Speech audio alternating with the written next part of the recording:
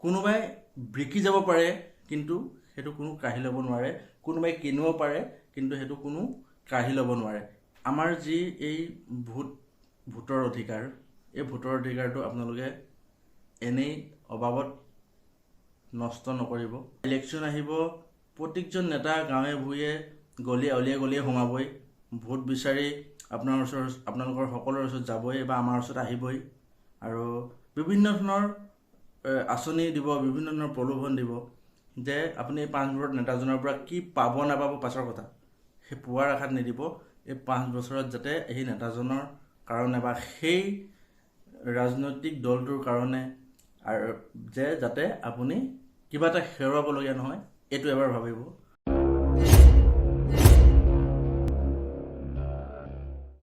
Hi hello' নমস্কাৰ, স্বাগতম জনাইছোঁ মোৰ অন্য এটা ভিডিঅ'লৈ।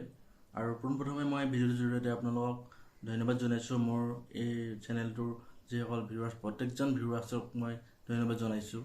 খুব সোনকালে আজি 1 মাহ হৈ গ'ল, 1 মাহতে মোৰ চেনেলটো খুব ধুনীয়াকৈ আপোনালোকে ইমান মৰম দিছে, ইমান ধুনীয়াকৈ আদৰি লৈছে আৰু প্ৰায় 645 ছাবস্ক্ৰাইবাৰ প্লাছ কমপ্লিট হৈ গ'ল 1 মাহত আৰু খুব ধুনীয়াকৈ ভিউছো আহিছে বহুতকেইটা ভিডিঅ'ত। আৰু আপোনালোকে এনেদৰে আগলৈ মোৰ ভিডিঅ'বিলাক চাই যাব, তাকে কামনা কৰিছোঁ। আৰু পুনৰবাৰ ধন্যবাদ জনাইছোঁ যে এই যোৱা 1 মাহে আপোনালোকে ইমান ধুনীয়াকৈ মোৰ চেনেলটো আদৰি লৈছে।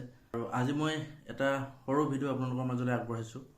আৰু যিহেতু আমি সকলোৱে জানো আগন্তুক যি ইলেকশ্যন সমাগত, আমাৰ ইলেকশ্যন আহি আছে, ইলেকশ্যন পালেই আৰু যিহেতু ডেট ইতিমধ্যে ডিক্লেয়াৰ হৈ গ'ল আৰু ইলেকশ্যন ডেট ডিক্লেয়াৰ হ'ল আৰু ইলেকশ্যন খুব সোনকালে আৰম্ভ হ'ব আৰু খুব সোনকালে আমাৰ জুন মাহতে হয়তো আমাৰ ইলেকশ্যনৰ ৰিজাল্টটো আহিব। তো ইতিমধ্যে এনাউন্স হৈ গ'ল আৰু এই যি লোকসভা আমাৰ নিৰ্বাচন, এই ইলেকশ্যনৰ ওপৰতে আজি মই সৰু এটা ভিডিঅ' প্ৰস্তুত কৰিছোঁ আপোনালোকৰ বাবে।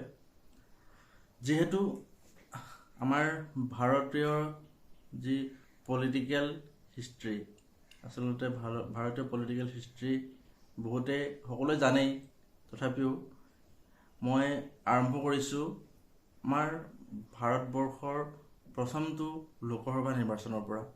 আচলতে প্ৰথমটো লোকসভা নিৰ্বাচন ভাৰতবৰ্ষত আৰম্ভ হৈছিল 1952 চনত 17 এপ্ৰিল তাৰিখে।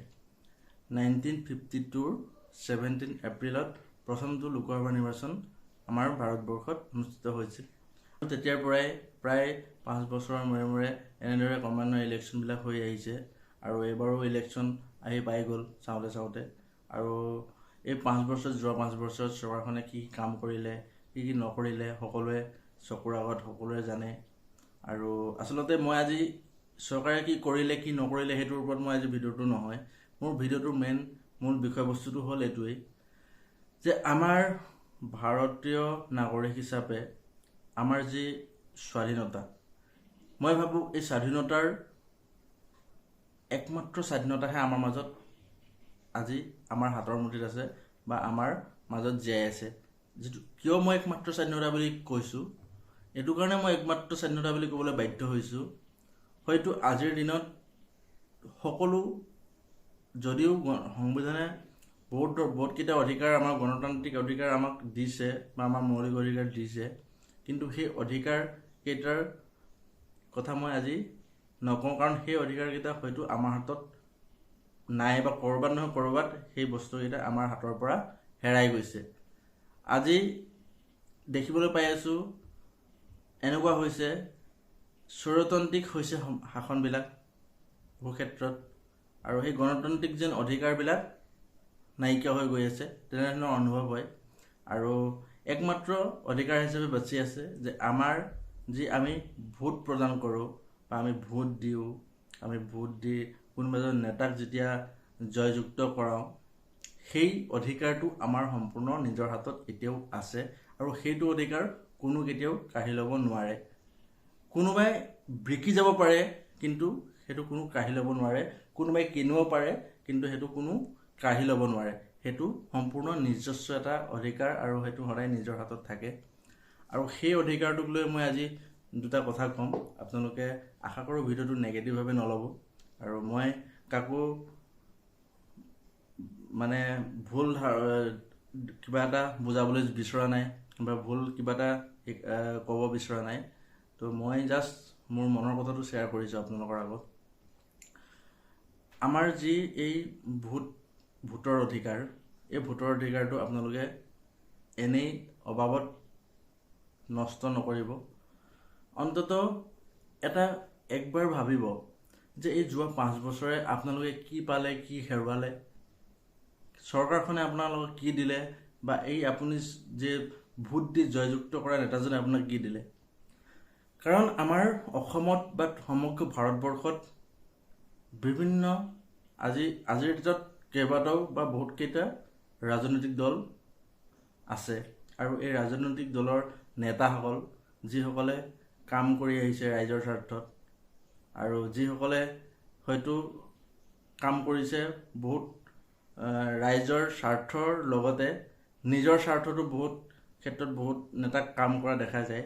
আৰু আপোনালোকক এটাই অনুৰোধ যে এই যে ভোটটো দিয়াৰ আগত একবাৰ ভাবিব যে মই ভোটটো দিছোঁ, এই ভোটটো দিয়াৰ ফলত আমাৰ মাজৰ পৰা এজন নেতা হৈ ওলাই যাব, আৰু সেই নেতাজনে ওলাই যোৱাৰ পিছত এই যে মই ভোটটো দিছোঁ, এই ভোটটোৰ মূল্য ৰাখি আমাৰ সমাজৰ বাবে কাম কৰিব নে নকৰে, এইটো এবাৰ ভালদৰে ভাবি লৈ আপোনালোকে এই ভোটটো প্ৰদান কৰিব। আৰু এটা বস্তু চাব সদায় যে ভোট এটা আপুনি প্ৰদান কৰিছে বা ভোট এটা দিছে, এই ভোট দিয়া ব্যক্তিজন আচলতে যোগ্য হয় নে নহয়, যোগ্য প্ৰাৰ্থী হয় নে নহয়, সেইটো বস্তু বাৰে বাৰে চাব।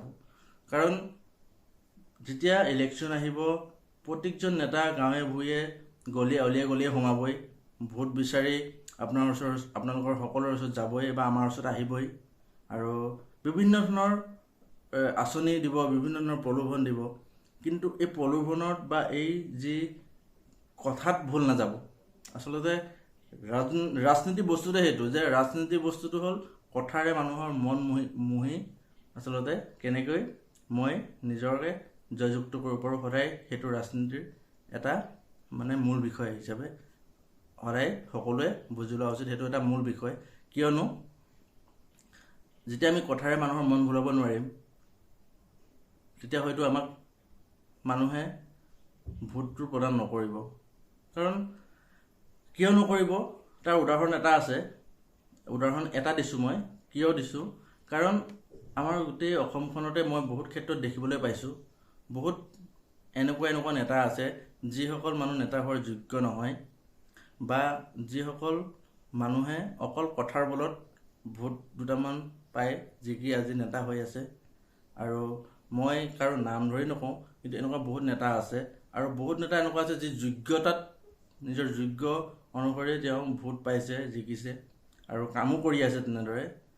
তো মোক প্ৰত্যেকজন ভোটাধিকাৰীলৈ এটাই অনুৰোধ যে আপোনালোকে খুব ভাবি চিন্তি নিজৰ ভোটটো দিব, যাতে আহিবলগীয়া যি আৰু 5 বছৰ আছে, 5 বছৰত যাতে আপোনালোকে বহুত কিবাকিবি নাপালেও একো হেৰুৱাব লগা নহয়। পোৱাৰ আশাত নকৰিব, অন্ততঃ হেৰুৱাব যাতে লগীয়া নহয়, আৰু সেইটো ভাবি চিন্তি অন্ততঃ এখোজ আগবাঢ়িব ভালদৰে ভাবি চিন্তি। কাৰণ এইটো অধিকাৰী একমাত্ৰ আমাৰ নিজৰ হাতত আছে, যিটো আজিলৈকে কোনো কাঢ়ি নিব পৰা নাই বা নোৱাৰেও।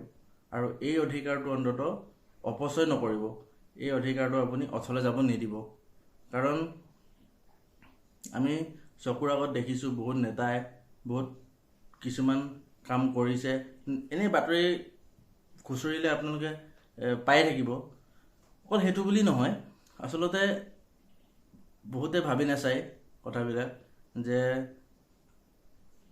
হাৱাত এটা উজান উঠে না, এটা হাৱা বুলি কৈছোঁ মই শব্দটো, এটা উজান উঠে যে এবাৰ আমুকৰ ফালে উজান উঠিছে, বা আমুকজন বোলে নেতা তাৰ পিছে পিছে দৌৰিছে চব, ময়ো তাৰ পিছে পিছে যাওঁ। এইটো নহয়, এইটো নকৰিব। আৰু বহুত ক্ষেত্ৰত এইটো হৈ আছে। আচলতে ময়ো এজন নাগৰিক হিচাপে, অসমৰ বা ভাৰতৰ নাগৰিক হিচাপে মোৰ বহুত ক্ষেত্ৰত কিছুমান বেয়া লাগে যে মানুহবিলাকে নভবা নিচিনাকৈ ভোটটো প্ৰদান কৰে, বা আজি এই ভিডিঅ'টো চায়ো বহুতে ক'ব যে মই বহুত কিবা কিবা কিবি ক'ব আৰু বহুত কিবা কিবি কথা, সেইটোত আপত্তি নাই। কিন্তু মই যিসকলে মোৰ ভিডিঅ' চাই পজিটিভলি মোৰ কথাবিলাক লয়, তো সিহঁতকহে মই এই কথাটো কৈছোঁ যে আপোনালোকে অন্ততঃ বহুত ভাবি চিন্তি নিজৰ ভোটটো দিব। আৰু এই যে আপুনি যি ভোটটো প্ৰদান কৰি এজন জয়যুক্ত কৰিব এই নেতাজন 5 বছৰ দিন থাকিব, আৰু 5 বছৰত মই ক'লোৱেই যে আপুনি এই 5 বছৰত নেতাজনৰ পৰা কি পাব নাপাব পাছৰ কথা, সেই পোৱাৰ আশাত নিদিব। এই 5 বছৰত যাতে এই নেতাজনৰ কাৰণে বা সেই ৰাজনৈতিক দলটোৰ কাৰণে আৰু যাতে আপুনি কিবা এটা হেৰুৱাবলগীয়া নহয়, এইটো এবাৰ ভাবিব। আৰু তাতোতকৈ ডাঙৰ কথা, ভাৰতত বা অসমতে হওক য'তেই হওক, ৰাজনৈতিক বস্তুটো এনেকুৱা, আপুনি এটা দল যেতিয়া থাকিব বা এটা দলে যেতিয়া সংখ্যাগৰিষ্ঠ লাভ কৰিব, তেতিয়া সেই ৰাজনৈতিক দলটোৱে নিজৰ ইচ্ছামতে কাম কৰিব, না কাৰোবাৰ কথা শুনিব, না কিবা কৰিব। যদি এটা ষ্ট্ৰং বিৰোধী দল থাকে, যিটোৱে সেই চৰকাৰখনক ভুলটো কৰিবলৈ সদায় বাধা দিব পাৰিব। ৰাজনৈতিক দল এনেকুৱাই যে আপুনি যিকোনো ৰাজনৈতিক দল, আজি আটাইতকৈ ভাল ৰাজনৈতিক দলটো যদি এটা সময়ত সংখ্যাগৰিষ্ঠ লাভ কৰে, সিহঁতেও নিজৰ মন মতালি কৰিবই, কাৰণ মন মৰ্জি হিচাপে কাম কৰিব, কাৰো কথা নুশুনিব। কিন্তু সেই দলটোক কণ্ট্ৰল কৰিবলৈ এটা বিৰোধী দল লাগিব। গতিকে এতিয়া বৰ্তমান চৰকাৰ চলি আছে, এই চৰকাৰখন বহুত কাম কৰিছে, বহুত ভাল ভাল কামো কৰিছে, বা বহুত কিবা কিবিও শুনিবলৈ পাই আছোঁ। কিমান সৰু সঁচা কিমান মিছা, কাৰণ ইমান ৰাজনৈতিক পথাৰখন ইমান ডাঙৰ, সেই বিষয়ত আমি একো বুজিয়ে নাপাওঁ ক'বলৈ গ'লে, বা আমি একো নাজানোৱেই। কিন্তু সৰু সৰু কিছুমান বস্তু যিবিলাক চকুৰে দেখি থাকোঁ বা শুনি থাকোঁ, তো এই বস্তুটোৱে মনত কেতিয়াবা বৰ বেয়াকৈ এটা ঠাচ পেলাই যে গুচি যায়। আৰু সেইটো কাৰণে মই আজি ভিডিঅ'টো বনাবলৈ বাধ্য হ'লোঁ। তো আপোনালোকে বহুত ভাবি চিন্তি নিজৰ ভোটটো প্ৰদান কৰিব, আৰু আশা কৰোঁ মোৰ কথাবিলাক আপোনালোকে বুজি পাইছে। আৰু আমাৰ অসমত বা ভাৰতবৰ্ষত এটা ষ্ট্ৰং বিৰোধী দলৰ খুবেই প্ৰয়োজন। আৰু যিহেতু আমাৰ বৰ্তমান বিৰোধী দল বুলি ক'বলৈ চব এনেকুৱা অৱস্থা হৈছে, লেহেলাই চাইছে অৱস্থা। আৰু সেইটো কাৰণে হয়তো বহুত ক্ষেত্ৰত চৰকাৰখনে নিজৰ মনৰ ইচ্ছা অনুসৰি কাম কৰিছে, আৰু বহুত ক্ষেত্ৰত গণতন্ত্ৰই আচলতে সেই অধিকাৰবিলাক হেৰুৱাই পেলাইছে, যিবিলাক অধিকাৰ আচলতে সংবিধানে আমাক প্ৰদান কৰিছে। আৰু গতিকে এই ভিডিঅ'টোৰ জৰিয়তে মই এটাই কৈছোঁ, ইমানবিলাক আমাৰ যি অধিকাৰ, এই অধিকাৰৰ মাজত একমাত্ৰ অধিকাৰ হিচাপে জীয়াই আছে আমাৰ এই ভোটাৰ অধিকাৰ। আৰু এই ভোটাধিকাৰী অধিকাৰটো আপোনালোকে অন্ততঃ অতলে নপঠাব। তো এইটোৱে আছিল আজি মোৰ সৰু ভিডিঅ'। আৰু যদি ভিডিঅ'টো চাই ভাল পাইছে, আপোনালোকে এটা লাইক কমেণ্ট শ্বেয়াৰ কৰিব। আৰু আপুনি কোনটো ৰাজনৈতিক দলক ছাপোৰ্ট কৰে, কমেণ্টৰ জৰিয়তে আপোনালোকে জনাবলৈ নাপাহৰিব। তো ধন্যবাদ, আজিলৈ বাই বাই, লগ পাম আকৌ নতুন এটা ভিডিঅ'ত। Thank U.